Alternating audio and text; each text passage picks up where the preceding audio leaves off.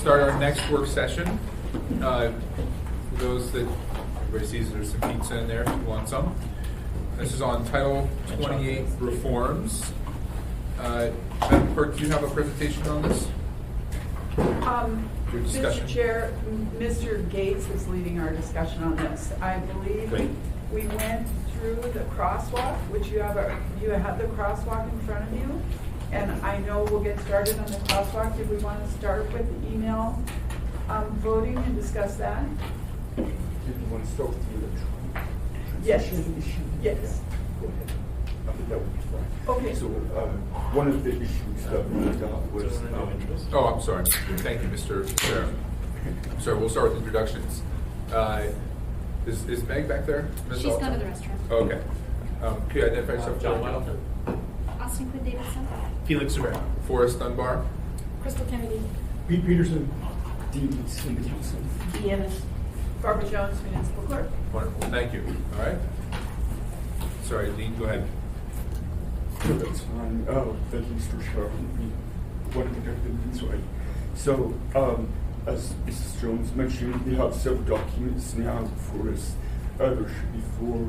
We've got the S version of the ordinance that has some changes since introduced in 2025. And you notice there's a draft on top and watermark.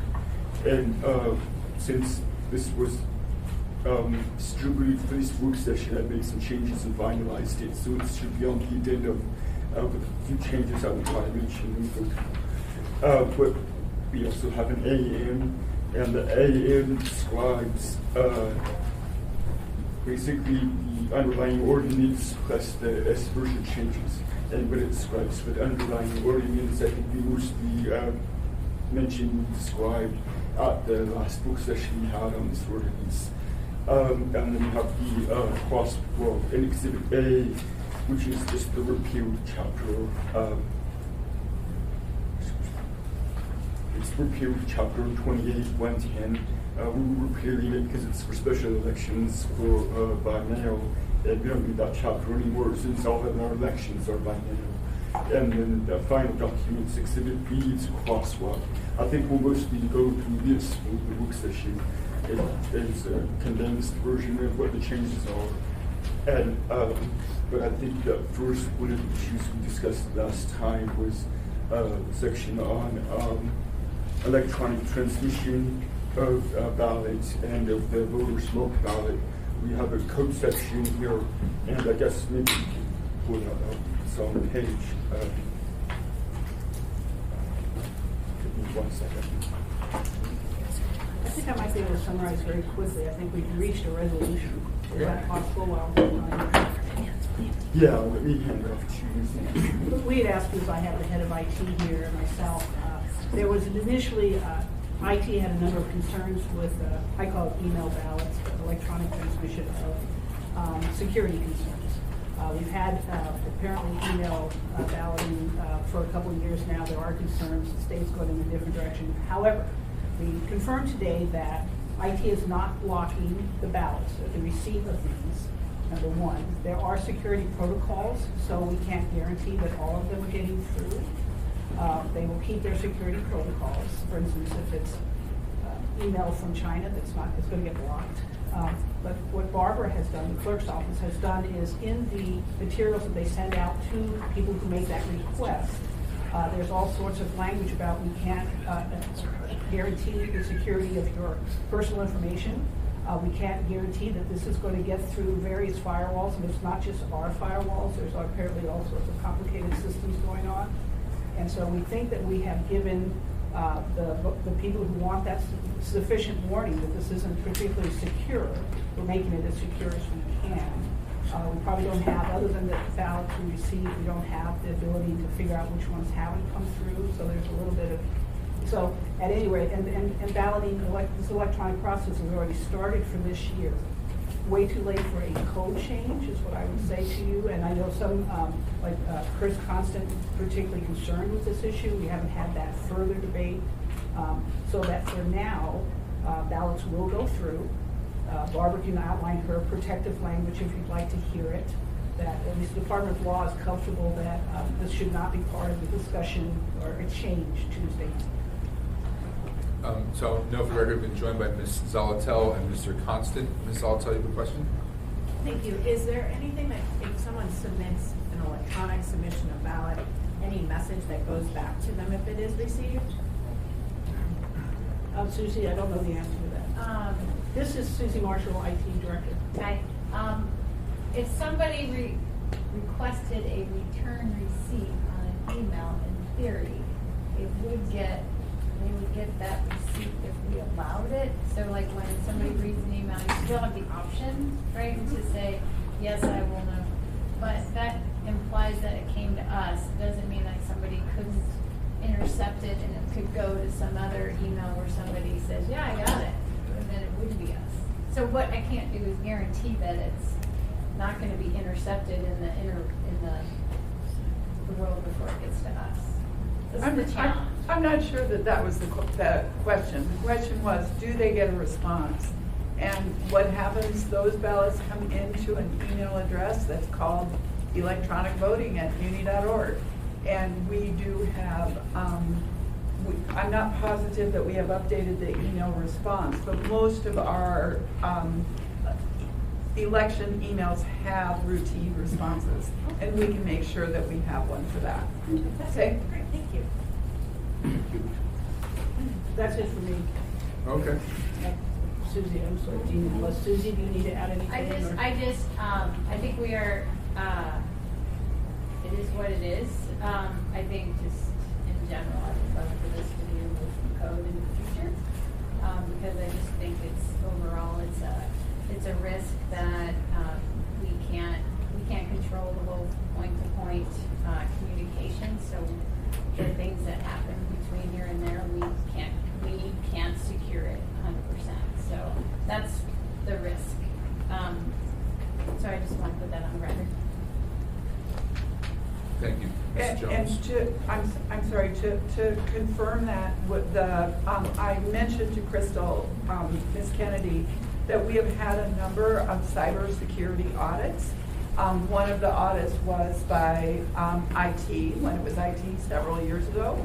And we also had a cybersecurity audit by the Center for Election Integrity, which is a nationwide firm, organization. And they gave us an excellent rating, thanks to many of the things that IT is doing for us, except for one issue, which I mentioned in my email to Crystal last night, which was email voting. It is not recommended in any jurisdiction. It is not recommended nationally. The state does not do it. Unfortunately, Anchorage has a little bit of a problem, and that is our snowbirds. And so people are not here sometimes between, the month of March and the 1st of April. So we understand this is a cybersecurity issue, but, and Dean and I have already got some language drafted, and I think there is another protection that we may be able to offer these voters, and so that would be our alternative, that we would have a different option for them to vote.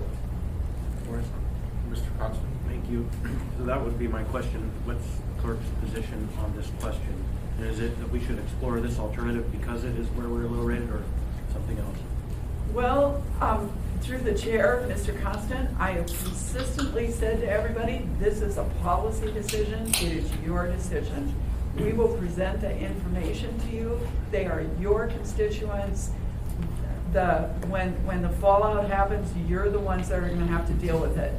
I know Austin had a constituent last year who was out of the country and voted by email. So these are policy decisions. We'll make a recommendation. We'll provide the information. IT is going to recommendation.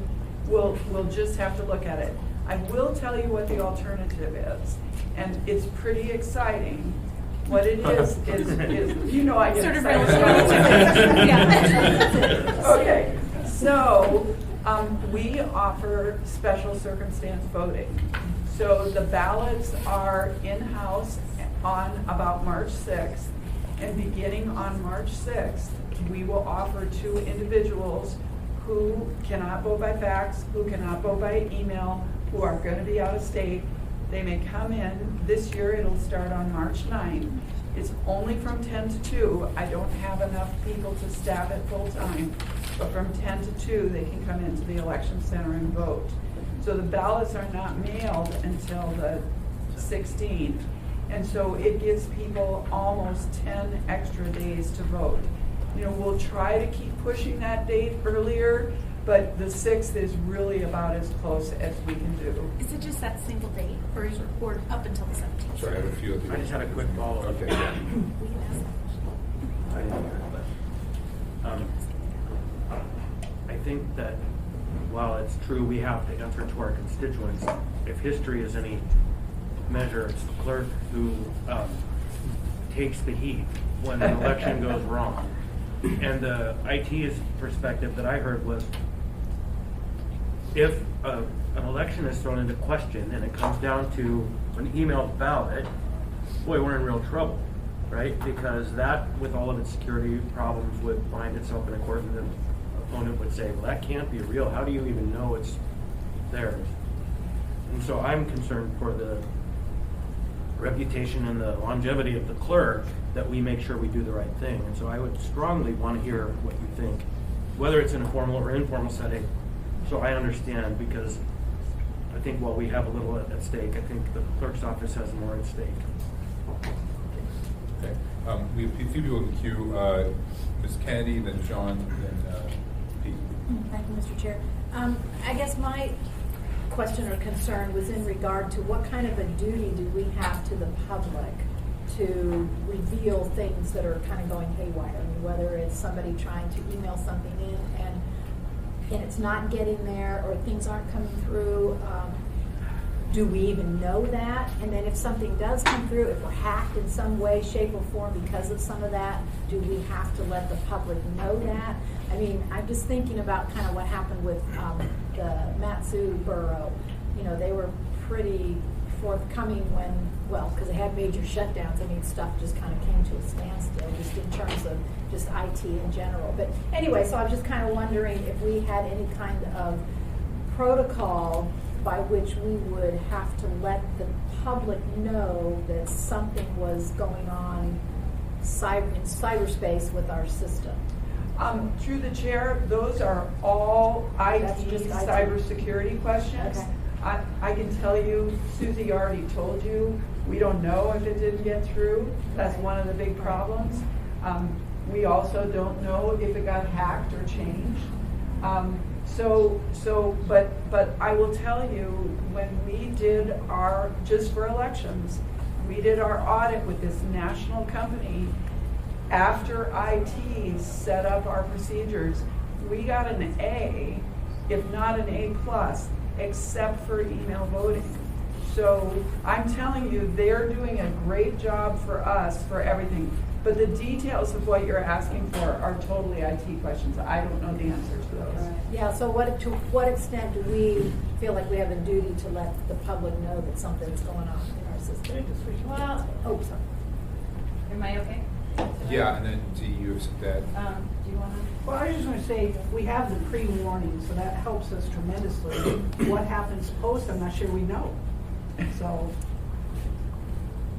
Yeah, like it's not coming through, we wouldn't know if it's not making it. Like there's no, like it's not making it out of that person's, like if they're sending it and it's getting stuck at their provider, we don't know that. Right. Well, I was thinking more of what if it's coming through with a friend? With a virus or Yeah. something, we Right, stop yeah. them, and usually, our biggest thing is we stop it and contain it. We don't make a big public announcement that, hey, we found somebody trying to break in. We stop, contain, we tell all of our partners, everybody in our organization, and we also tell the feds. We have a big notification circle of partners that we share.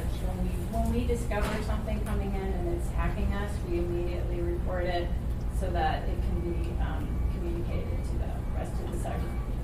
Does that answer that? But we Yeah. don't necessarily have to tell the public that things are going on. So I don't that's not a standard protocol in our world. We don't always want to say, I mean, this is Dan, he's my cybersecurity expert, but that's not our procedure. Like on the daily, we're getting attacked all the time, constantly. I think we specifically ruled out the requirement to make public specific threats in a report that's annually delivered on the threats to our system. We have set a policy where you don't tell things that are threats. You can give us a general report, but we don't want to give the keys to the kingdom to you. Right. Okay. Ms. Jones, and then we'll go on to. Yeah, I'd like to add that IT has helped set us up with a group called EISAC, and it's Elections ISAC. So ISAC is the group with Homeland Security. And so we get the weekly emails from this nationwide group. We met with them when they were here in Anchorage, and we signed up through IT. We get weekly emails about election, just specifically election, cybersecurity threats. Are you like part of ISAC? Yes. And then we're part of EISAC. Yes. And then I participated in the quarterly telephone call with election administrators all across the country about current threats. So yeah, we are staying on top of it. Yep. Thank you. Thank you, Ms. Kennedy. Mr. Weddleton and Pete and Ms. Quinn-Davidson. So we have something similar to this already. You know, I can view my inventory tax forms online. I get a postcard that says here's your secret code. I log in, type in the secret code, and fill out a form, which could be a ballot. You know, it's numbers, but and that works. We'll say that again. I'm Well, I sorry. pay my inventory tax online. They mail me a card that has a secret code. I log in, type in my secret code, my forms are there. Right, but that's not an email interaction. Mhm. That would be like So an can we vote application. that way? If we built an application to do, that's just a totally different solution, but I get where you're at. Like, could we build an electronic email? I mean, maybe the state could. They could do connected to my Alaska account. You know, but that's not any, that's different than email. That clarifies It's it. just electronic voting. It's electronic voting. We also don't care who pays this, John. Yeah.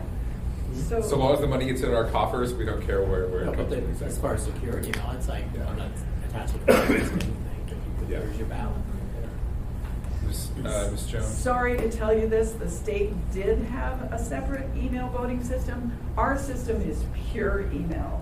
You apply in an email, you vote in an email. The state had an application. So that's what you're talking about, is that Yeah. right, an application? State had an application, again, they got a D when they got their audit, and they dumped it. Application, email voting, not secure or safe enough. Thank you, Ms. Jones. Mr. Peterson? Thank you, Mr. Chairman. And I have to tell you, as the chair of the Ethics and Election Committee, I think the integrity of our elections are more important than one person being able to vote or not. The negativity that would be created if we got hacked somehow, even if it was only one ballot and it got out, you know, people need to feel secure in our elections. They want to feel secure that their vote is being counted and that no one is in a situation where they can change their vote before it's counted. And so, like I said, it's just more important to keep our integrity together and not have a problem, even if it's only one, than to allow, you know, give one person a ballot to be in my opinion. Thank you, Mr. Peterson. Ms. Quinn-Davidson? Thank you, Mr. Chair. Could you repeat when the early voting for special circumstances starts? And is it only that one day, or does it go It through the starts 17th? March 6th. Okay. 10 to 2 through, it goes all the way, you know, you can vote until our ABCs open on March 30th. So you can vote Monday through Friday from March 6th until, I think that must be March 20-something. So it's totally open for people who have problems and are getting out of town and can't wait for us to mail something or can't wait till the ABCs are open. And that's here and at the voting center? No, it's Just here. only at the voting center. Only at the voting at the, center. Okay. because we're staffed there. Got it. 10 to 2. Perfect, thank you. You bet. Thank you, Ms. Quinn-Davidson. Mr. Constant? Thanks to Ms. Ennis's point about we don't know what happens after if something goes wrong and we have this ballot that's a problem. We do. The only time we don't is if the race is so close that it's actually within the margin of whatever the number of votes you had by email, right? So those ballots can be tossed out by a judge. If it doesn't change the effect of the numbers in a race, then really the decision will be what the votes cast. And you're not going to throw out a whole election. There was an overwhelming majority, but you had one bad ballot. Yep, Legally, sorry. legally, if you don't know whether 10 or 3,000 ballots didn't get through electronically, you don't have that information. You do, though, if you know how many went out and how many came back. And so if the number of under returns, if you will, came back, then you would have a differential there. And so I'm agnostic to the point of whether this is the right policy decision or not. We can have the debate in the fullness of time, especially with alternatives before us. But I would love to see the number of these ballots we've kind of delivered over the years, maybe the last couple of years. I'm sure it's a de minimis number. It's a very small number. Yes, it is. And so I don't know that there have been even any races that if all of those ballots came back skewed somehow, it would have changed any race. Maybe, but I don't know. Girdwood. Maybe, right? Some small issue. Okay, all right. I don't see any other questions on this topic, so if you please continue with the presentation, crosswalk. Okay, thank you, Mr. Chairman. So, the record start with the crosswalk. We'll notice in several places it says it's updating or clarifying, and in the AM, the first set of bullet points describes it sort of updates and clarifications are involved. So, all right, our crosswalk. The first one is a change to definitions we've added. Did we get through some of this at the last work session? I'm sorry. Yes, we did go through some of this in the last work session. Yep. I think that's where we stopped and what might We were talking about being able to campaigning within, 200 feet of the voting center or something. I think that was when we ran out of time. if we start at 28, 50, that's about the political persuasion of the polls, and we have added a selfie exception. And this corresponds, I guess, to some language on page 4. The S version, we have a few changes, but we're not about selfie exception. That language is good. We did have some changes to the other corresponding provision about the selfie exception for section 28, 50, and 70. That's the greater of the crosswalk. And I guess maybe that's the first substantive change that has to jump to that, since that was of interest. So on page 11, the S version, the text that is in the code section, body text that's in bold, is what's changes in the S version. So here on page 11 at line 30, the subsection B2, we've done some editing with the advice of Mr. Spoon-Tony Todd Sherwood, and Mr. Waddington had some suggestions, as well as Ms. Jones. We've ended up here where, and excuse me, this is a draft under the two changes. And one change is the phrase at the end is at the beginning in the final version. So it starts, person, section doesn't apply to a voter who shares such an image, photo, video on social media, or physically displays, unless this is correct, a photo, video, or image of the voter's own marked ballot to another person who's not present within the area of political persuasion. And then we refer to 28, 50, 50, which describes the area instead of trying to describe it again in this section. So that's in the polling place within 200 feet of the entrance to the polling place, or within 50 feet of any drop box. So I think this language is an improvement of that state bill that we had mentioned. The state was considering that didn't pass some of the exception. We've got an improvement here that I think works. Mr. Jordan indicated to me just before the start of the day as well that this language seemed very effective. Sorry, Mr. Weddleton? Okay, I want to talk about this just a little bit. So, it says this section does not apply to a voter who physically displays, so you could take a picture and you could show it to someone so long as you're outside of this persuasion area. And then it goes on though, or, so on that line 38, so the section doesn't apply to someone who shares an image on social media provided the intent is not to show how the voter marked the ballot. So it doesn't apply to me if I share an image with Forrest, so long as it doesn't show how I voted. It doesn't say within that restriction area, but so it kind of contradicts itself. I can take a picture and put it on Facebook of my ballot, so long as it's not directed at someone in this area. But then this board that starts on 38 says, but if my intent is to show him at any time, place, or anywhere. I'm sorry, I don't see that in this language. John, I think what we're going to do with that section is it's going to read like this. So Dean has made an edit to this. So I'm at B2, right? We have an S version, John. So I printed this last night, so it changed. Okay. You're too prepared, John. It's a new S version. It's a moving target. I think it's clear. Yeah. So the idea is it shares an image on social media or physically displays a photo, video, or other image. It's any one of those. Whatever it is, it's the same thing. Does that help? That's what I was looking for. Okay, got it. Great. I wanted that social media at the beginning. This is a selfie exception, right? Oh, maybe I'm looking at an old one then too, because mine has social media at the end.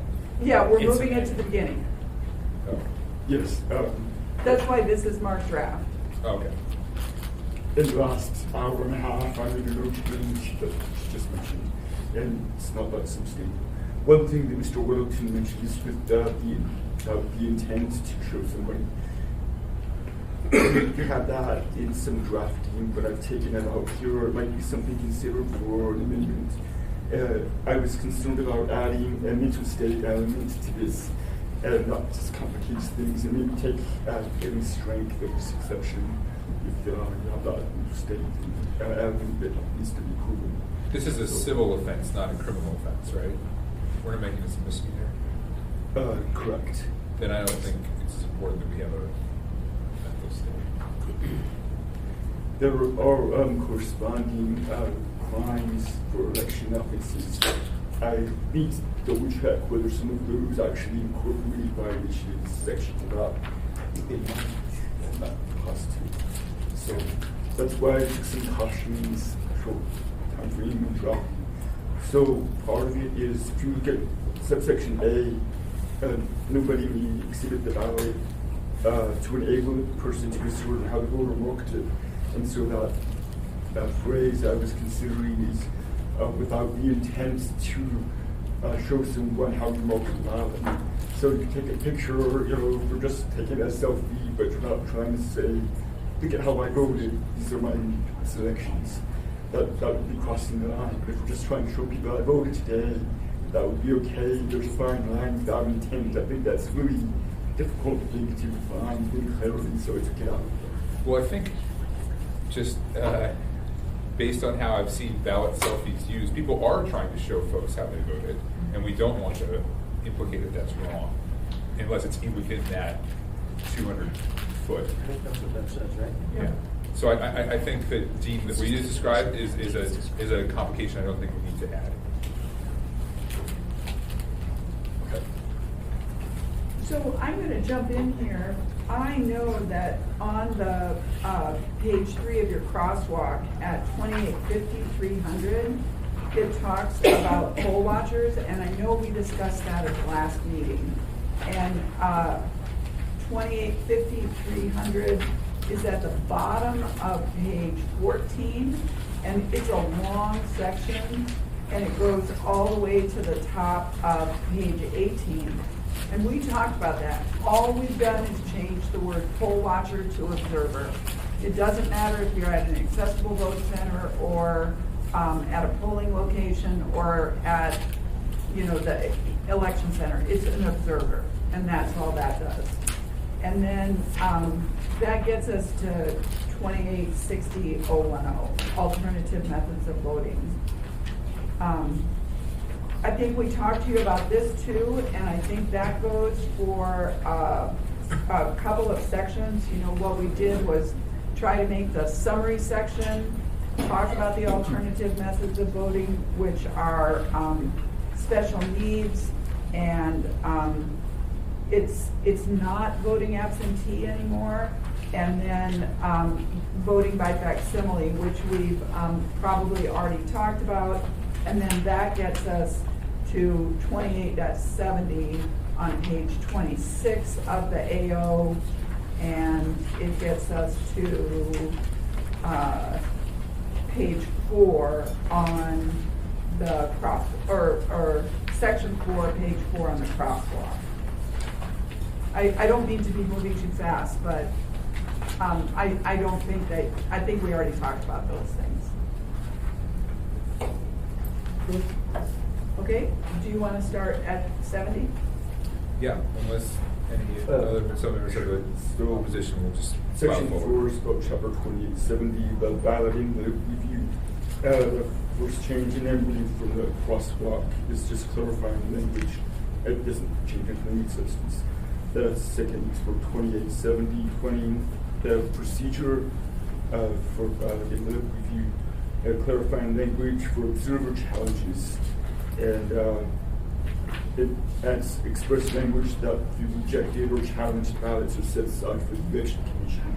Before, that's how we practice. That's what we do in practice. That's appropriate.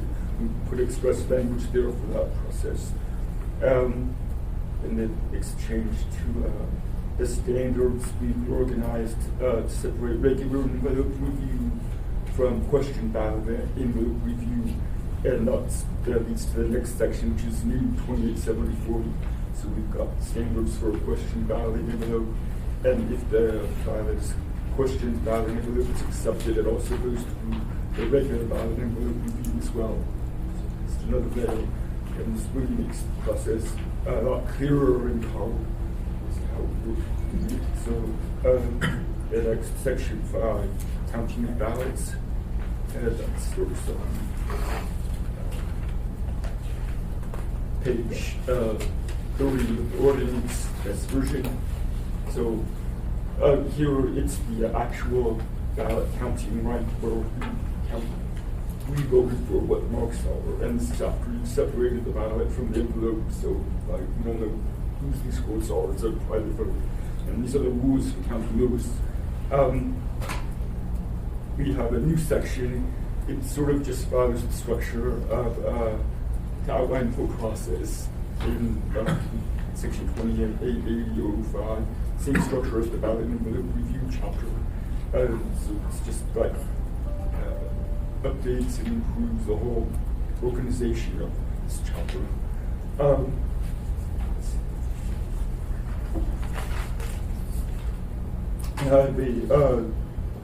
In 28.80.10, for the methods of counting, we made reference to manual counting, we don't read 2004.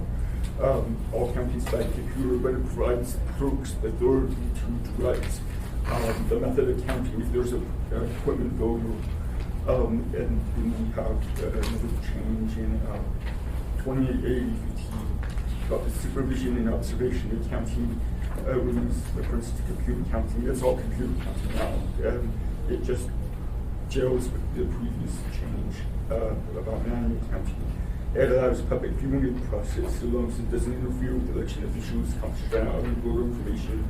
We have language amendments that ensure that this clerk has authority to designate areas within the election center, the county area, to protect and secure the public viewing and rebranding servers. So the next change is just revisions for consistency and clarity. So our next chapter changes is section 6 to the public session of candidates.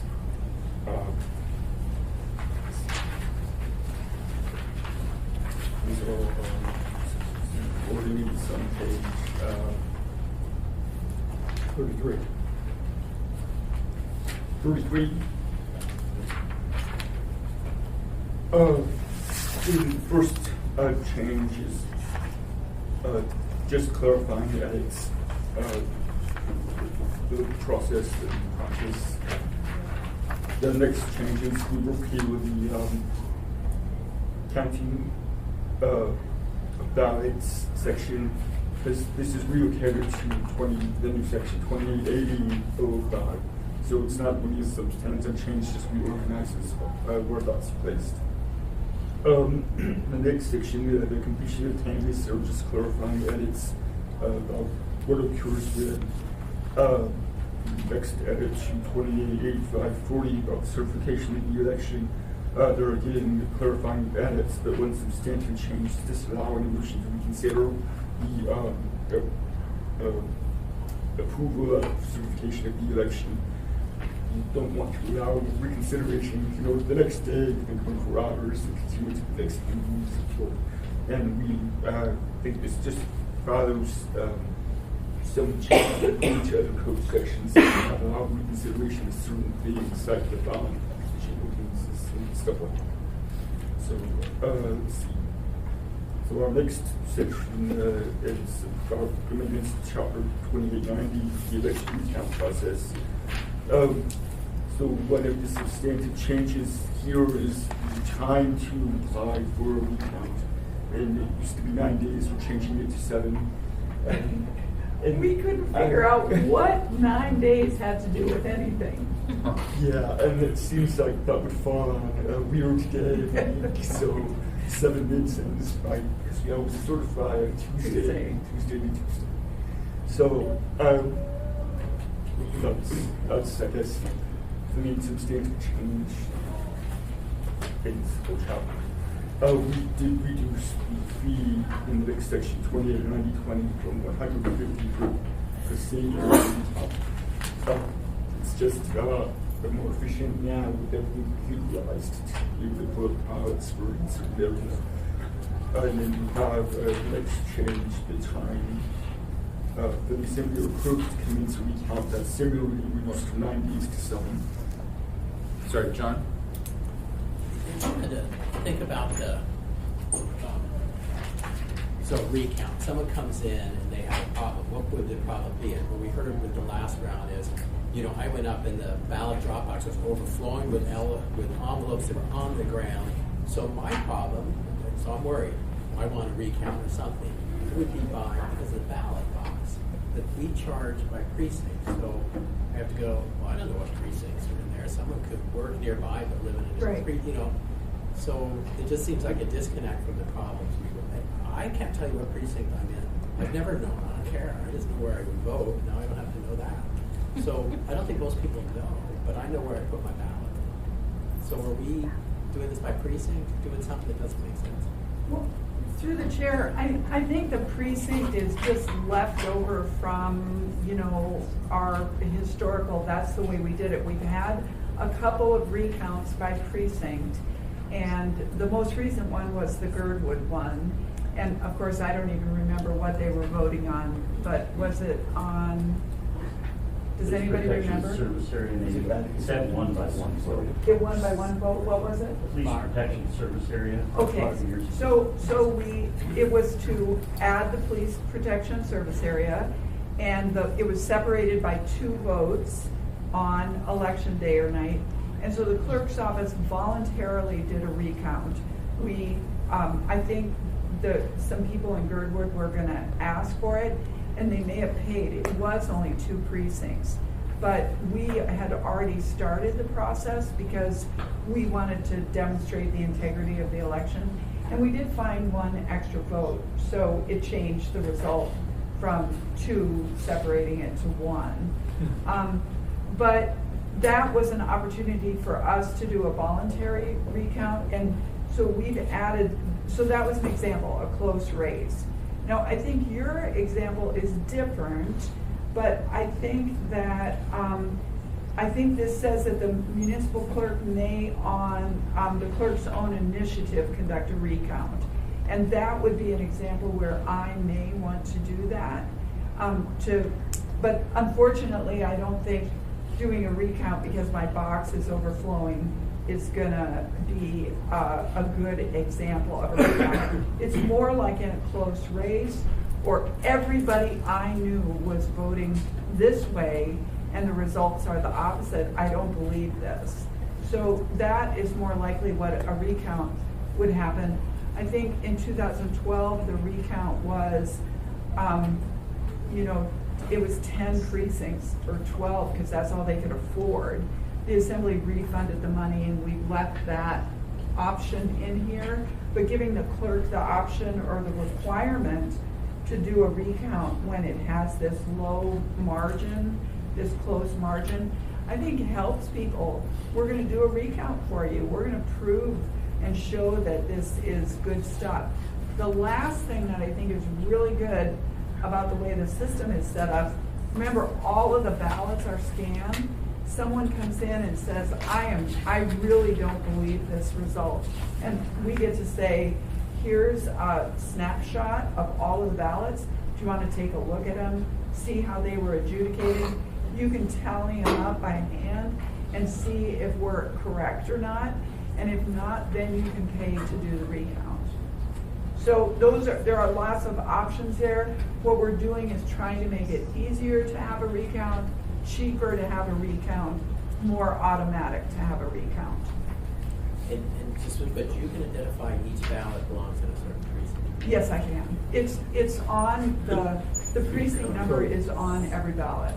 Thank you, Ms. Jones. Mr. Constantine? And I just would add the precincts do have a number of purposes. They might go away sometime in the future if the state gets wise and comes to a vote by mail decision, but it helps to create subdivisions within your neighborhoods so you can understand where people live, what's important to them. So there are a number of reasons why it's of value. Sounds divisive. Well, but you can also know what people trend when you look at the results and the return statements, vote counts, and all that. It just gives you discrete information to make a better policy decision on a number of things. Good for campaigns. Okay. Where is it? All right, do you want to continue? Yeah. Oh, yes, I would just like to add what the assembly has to do as well. So over the weekend, you also have an assembly section, page 38, 2960, subsection C. Assembly can waive the fee or the deposit for the account application. So if they can base it on the shortest question or refund or deposit. So like Mr. Jones said, we're going to make it easier for account staff. You have a lot of discretion there in terms of what might choose. So I'm gonna tell you a funny item on 2890.080 on page 38. This is one of those things where the assembly, or I guess we decide a vote by lot, or when there's a tie, and we added a definition by lot for Ms. Quinn Davidson because she was saying, what is by lot? So we've added a definition for that. and it's not definitely requirement we all start. So it's interesting definition. Anyways, that's on page 1. What page? Page 1. The lot. Page 1 at the bottom. There's Definition. 5 lots definition. Yes. I would note the same words are used in our charter with a tie that words determined by law. And just take a little bit what we mean. Yeah. Let's see. Should I start in 2890, the election recount? There was a nice new section. Ready to It should be like multiple size pieces of paper. And not crumpled like Bill does with his business cards. Or equal temperature. That's exhibit A. And then the last section from 28-120, the election commission. There's some clarifying changes. We also changed the requirements for the election commission members. They just would be required to be on precinct board. We changed it to being an election official out of any jurisdiction in the United States in the last 5 years rather than 10 years. So I don't think it lowers the standards, but it just matches the modern reality in Sweden. And I think the more recent look back is better than the longer 10-year look back. If someone served 9 years ago, not as knowledgeable as they were recent. We also increased the hourly compensation from $16 to $18. And then finally, the last change, powers of principal clerk in an emergency. Just mention that whatever she needs to do to handle the emergency, not just what's in the list, the law code section. So, and that's the end of the ordinance and the S version. So, then A, well, we're just about out of time. Mr. Chair? Yep. I have one more minor change. Of course, this came up today at the election center. So, you know, we are working on getting ready to mail out ballots, and we discovered, thankfully, the state of Alaska made a change to their status codes. These are voter status codes. And they added a new voter status code, and that code is in bold here. It's called LU. And so, as you can see from this section of the code, you've authorized us not to mail ballots to voters who are purge notice or undeliverable. And I am very happy to tell you that that will be 20,553 people. 20,000 ballot packages that we are not mailing because of this code section. Thank you very much. We are really saving the taxpayers money. So there is a new code that the state has created. It is called LU, and it stands for List Maintenance Undeliverable. So what happens is, it's too complicated. You don't want to hear about list maintenance, but it's in the state code that's referenced there. But what happens is, list maintenance people, there's 9,500 of them, they get a ballot. But we don't want to mail ballots to list maintenance people who are undeliverable. So they created this new little subcode, and there's 1,500 of them this year. And so we're asking you to, you know, I think we could say they're undeliverable. It doesn't matter if they're LM or LU or UN, they're undeliverable, and we know that. But we want to make it official and have you specifically authorize us not to mail ballots to those additional 1,500 people. So, you know, we'll be at 27,000 people we won't be mailing ballots to. Then the last thing I want to remind you is in this code section, as you can see, the last sentence of section C says, any qualified voter not mailed a ballot will not later be refused a ballot when requested, but may be required to vote a question ballot. So even though we're not mailing ballots to those 22,000 people, we will always write a ballot to them. They call, they come in, they absolutely get a ballot. Mr. Costa? The only thing that I would take any issue with is you state that we're not sending ballots to those people. And this time, we don't even know if they are people anymore. They could be deceased. You know, there's a number of factors. And so what we aren't doing is sending them to these addresses or to these records. We don't know if they're people or not anymore. So, because that's what I think a number of these are, people who have died. I know the person who I bought my house from still gets a ballot. And she died in 2003. Nothing we can do, it's the state. The state has to send a letter and Let's talk, and we'll get the obit and mail it to the state, and then they'll do something oddly, with it. the obit had 6 words, but doesn't say very much. Okay. But yes, I would love to help. Lisa says that she's no longer with us. Okay, any additional thoughts before we close this work session? Mr. Peterson? Thank you, Mr. Chairman, and I just wanted everyone to know that even though we're not mailing those approximately 25,000 ballots, we still have just under 200,000 ballots that we are mailing, but is that number pretty close to correct, Madam Chair? Through the chair, we are mailing 214,474 ballots this year. There you go. What was that number? 214,474. So, Ms. Jones, because we have you here, could you give us an update on the ballot order, when that's going to come out? Today, I actually sent an email to the administration. Todd was on that email, and asked everybody to get back to me by noon today and tell me if they had any objections to the proposed ballot order. And I had not heard anything when I came over here at about 11:30. So we will have the proposed ballot order. It will be published this afternoon. Wonderful. Okay, with that, we're going to close this work session and move on to the next one.